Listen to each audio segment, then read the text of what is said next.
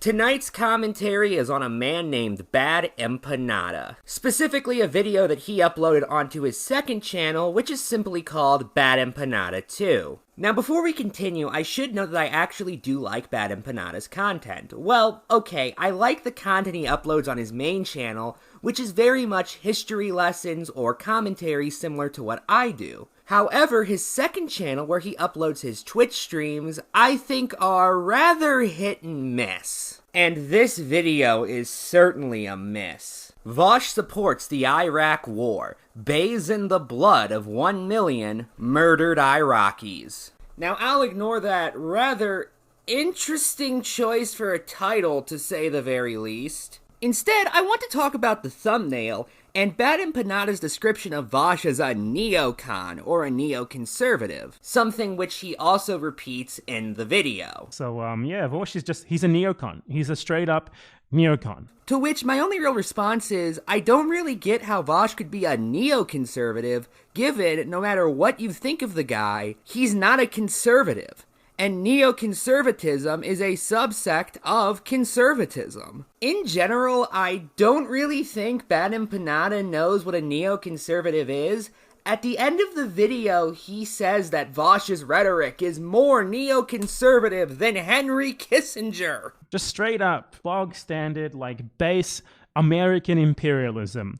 Like, not even Henry Kissinger would say it just so simply and out loud. Unbelievable. Which doesn't sound all that difficult, given Kissinger isn't a neoconservative. He identifies himself as a realist. In general, Bad Empanada seems to just believe that neoconservative means person who supported the Iraq War. The problem with that is, a lot of people did, many of whom held very contradictory positions on foreign policy, and several of whom didn't even like each other. Take Christopher Hitchens as an example. He supported the war in Iraq, even writing a book defending it called A Long Short War, The Postponed Liberation of Iraq. Hitchens also fucking hated Henry Kissinger and believed him to be a war criminal, as expressed in another book of his called, appropriately enough, The Trial of Henry Kissinger. Even if you were just referring to justifying imperialism, that still doesn't make any sense, because neoconservatism, you know, the ideology you accuse Vosh of agreeing with,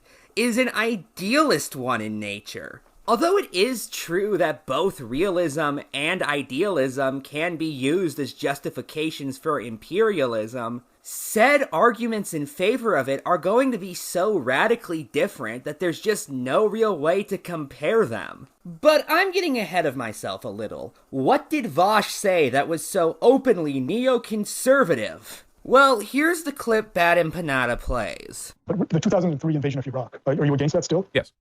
So can you tell me, I mean, just if you look at the death toll, or say the Kurds gassed by the Ba'athist Party and all those atrocities, what is, like if it had been framed as a humanitarian intervention and, you know, it was a democratic administration that launched it, would you still have been opposed? Or like, what is the difference? Oh, there's a context in which I would have supported the Iraq War. It just wasn't the one that happened. If there was some kind of like very disciplined like action plan, like, okay, in and out, these are the good guys, these are the bad guys are going to be in charge. All right, let's go, kabamo, you know?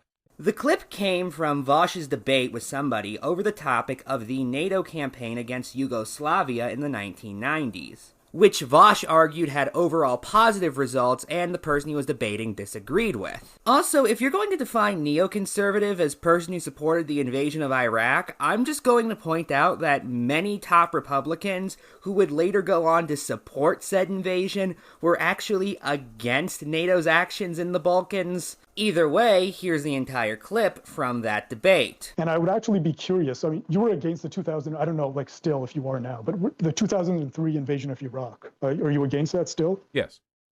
So can you tell me, I mean, just if you look at the death toll, or say the Kurds gassed by the Ba'athist Party and all those atrocities, what is, like if it had been framed as a humanitarian intervention and, you know, it was a democratic administration that launched it, would you still have been opposed? Or like, what is the difference? Oh, there's a context in which I would have supported the Iraq War. It just wasn't the one that happened. If there was some kind of like very disciplined like action plan, like, okay, in and out, these are the good guys, these are the bad guys, good guys are going to be in charge. All right, let's go, kabamo, you know? Then I think that would have been acceptable. Also, if there was a kind of ethnic separatist tension, like some kind of like Kurdistan like type situation, you know, if they were being like cold, like border to border, and our intervention was framed in such a way, like I think that would be acceptable. Of course, that wasn't what happened. Obviously, like the whole Iraq invasion was like entirely supported by lies and incompetence, like the whole way through, and there was not like nothing at all there. But in the Kosovo situation, it was pretty upfront and direct, right? Like you already have a legally and ethnically autonomous region, Kosovo, that's currently in the process of being sort of reduced to a soup by Serbian police forces, and all we really have to do is like go in there, knock Serbia the fuck off, and sort of ensure Kosovar independence through military force. And we were able to get that done in like no time at all, right? How long did the bombings take place?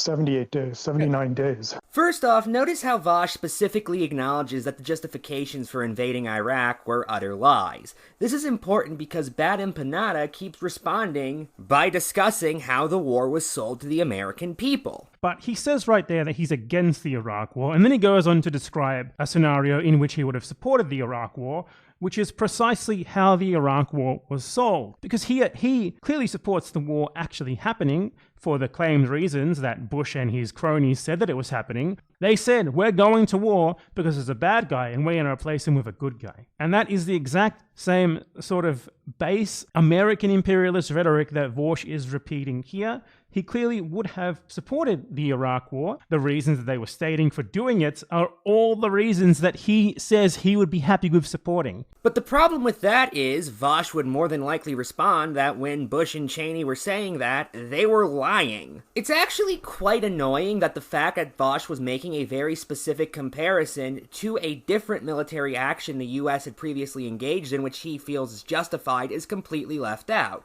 Because with that context in mind, we can actually properly discern what Vosh meant in this clip. That being that he is willing to support military intervention for humanitarian purposes. I should also note that Bad Empanada never actually addresses the difference between humanitarian intervention and imperial intervention. In fact, I don't even think he says the word humanitarian once in this entire video. This position that the main flaw with the Iraq War was not the removal of Saddam Hussein, but instead the fact that it was primarily done for empirical as opposed to humanitarian ambitions, is not even an uncommon position on the left, by the way. Cornel West wrote essentially the same thing in his 2004 book, Democracy Matters. Fuck, Vosh's mention for a desire for a Kurdish state is explicitly an appeal to left-wing ideals, given support for Kurds is more associated with left-wing politics than right-wing politics. To the point where famous leftist Noam Chomsky even said that limited US intervention in Syria could be justified on the condition it was to protect the Kurds.